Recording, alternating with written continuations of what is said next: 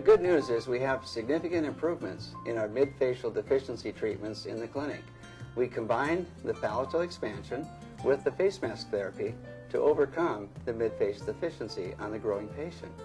Hi, Jacob. Good morning. Good to see you this morning, buddy. Little 5. Today for Jacob, who is about 6 years old, we're going to get him started with his face mask in the early phase of therapy. So Jacob, you haven't seen this yet, have you? This will be something we're going to use that'll help make your top jaw grow and get a little bigger, okay? What we have here is the frontal support, and on the back there's a little pad for comfort.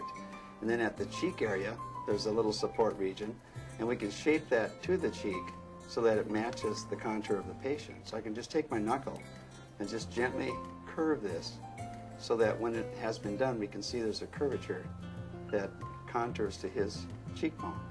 And then there's one size fits all, so we can take these in the flexible frame and open it for length or shorten it if it's a small patient. And so for Jacob, we can now take this and fit it to his face. So I'll disconnect the head strap, remove this temporarily, so I can begin to size it to his face. So once it's here, we want to see the forehead portion be just above the eyebrow, and then of course the malar support be in its correct position. So right now this is too long.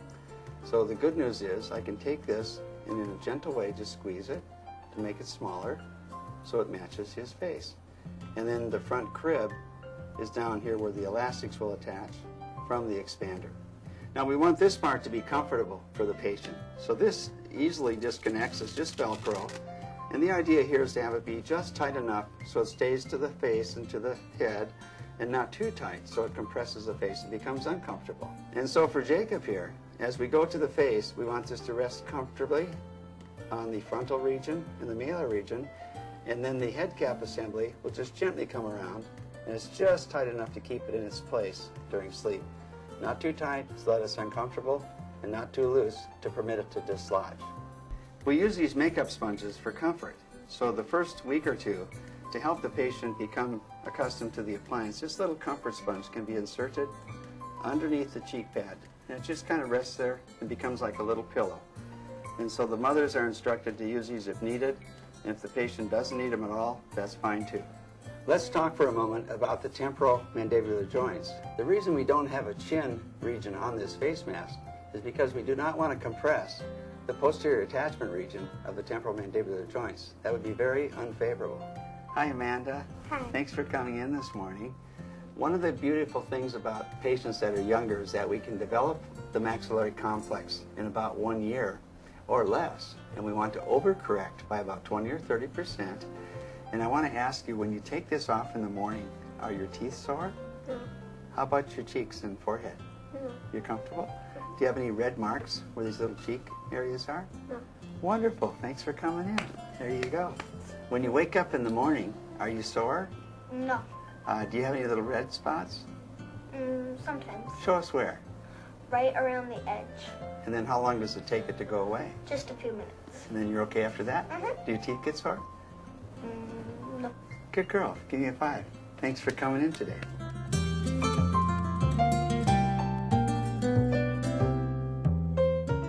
What we have here is the expander with the extending arms along the buccal regions.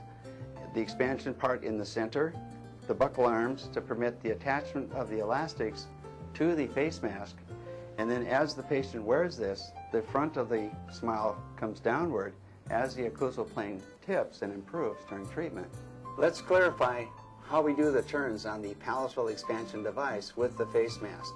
We go a little slower so that the circummaxillary sutures are all affected over an extended time. So that means 1 or 2 turns per week, or you can do a burst of turns and then pause for 2 or 3 months and then do another burst of turns. Either way, we achieve the clinical objective. Hi, Sydney.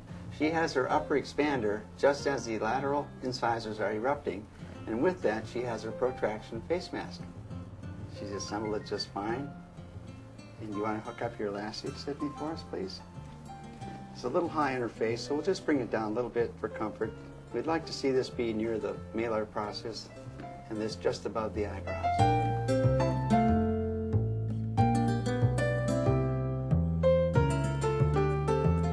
What we know about the younger patient is that compliance is better and the treatment response is much quicker. So younger is definitely better. Jacob's putting on his face mask. He already has an expander in his mouth, and so we've asked Jacob to wear this every night, and he's worked himself up to wearing this every night when you go to bed. Is that right, Jacob? Yep. And how was it to get used to it in the beginning? It felt uncomfortable until you slept with it about 3 nights. 3 nights and you got used to it. Very good. Typically, we ask patients to wear this about 1 hour per evening to get used to it, and that's for the first week. And then after that, we ask them to wear it about 2 hours an evening the second week. Somewhere around the 3rd or 4th week, the patients are typically able to wear it through the night as they sleep. And that becomes the only time that they really wear this. So the region on the forehead and the 2 side supports are sufficient to anchor the device while the elastics hook from the crib to the internal part of the expander.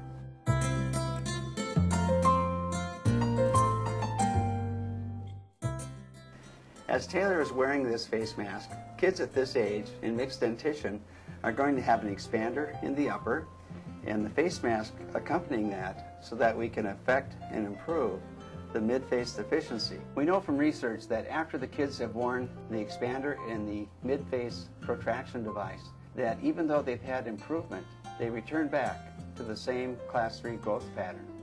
And of course, protraction on the patient having all permanent teeth means that we're going to get primarily dental movements forward, not so much skeletal movements. So Alexa, would you please place the face mask for us? Typically, we would ask her to wear it at night. So when she goes to bed, she assembles this. And the way we can tell if the patient's wearing it consistently is generally they can find a way to place it without even looking in the mirror and get the parts in place and get comfortable, and then wear it when she sleeps. Now, from the face mask, you attach elastics, right, Alexa? Is that easy enough to do? Yes. Are your teeth sore in the morning afterward, or are you comfortable? They get a little sore? And understand that the traction is a little heavier with the face mask to be able to bring the whole segment of the upper arch forward. And then to do that, we attach to this little arm that's in the side. She attaches the elastic from there up to the face mask and produces the protraction. You want to give a big smile so they can see it? I'm here with Greg, who is 13 years old, and we're developing the upper jaw to become normalized. He has a class 3 mid-face deficiency, and his growth prediction shows that the mandible will grow excessively at maturity.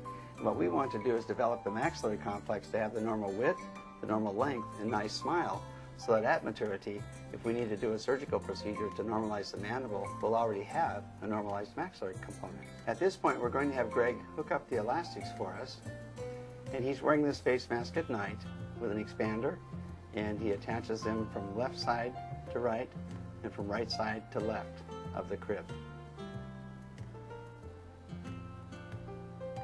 Good job, Greg.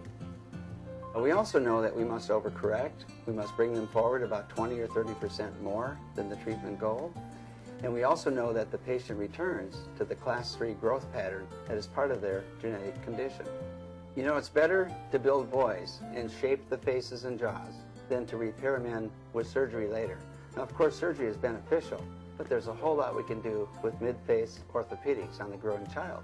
You know, I want to thank Great Lakes Orthodontics for their efforts and their beliefs in our face mask therapy, and I want to leave you with some wisdom. Man's mind, once changed by these new ideas, can never return to its original dimension. Thank you very much.